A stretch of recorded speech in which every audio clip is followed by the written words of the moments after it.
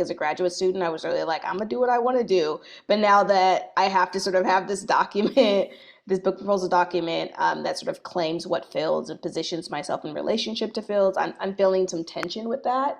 And just having, I guess my question is around how do you negotiate that within a book proposal? Is it based on specifically the press that you are proposing your book project to? And how do you negotiate those tensions? Perhaps doing a bit more research on the presses that you're reaching out to. So for example,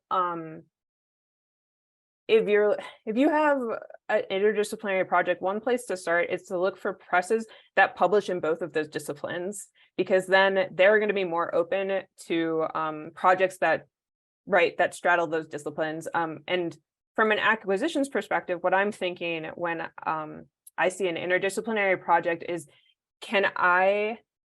do I have the connections to scholars in both of those these fields to make sure that the manuscript is going to get adequately assessed from both perspectives?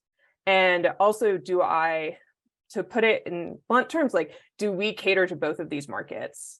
So for example, MSU Press, I acquire in African American studies, but we also publish in this very small subfield called mimetic studies. And I was able, I'm working with an author who is developing a project on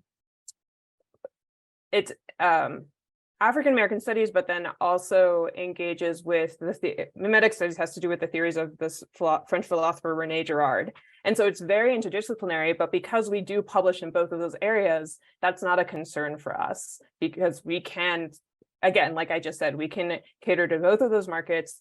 I know I'm going to be able to get feedback from scholars who are experts in both of those areas. And so that would be my advice. I'm interested to hear what other people have to say, though.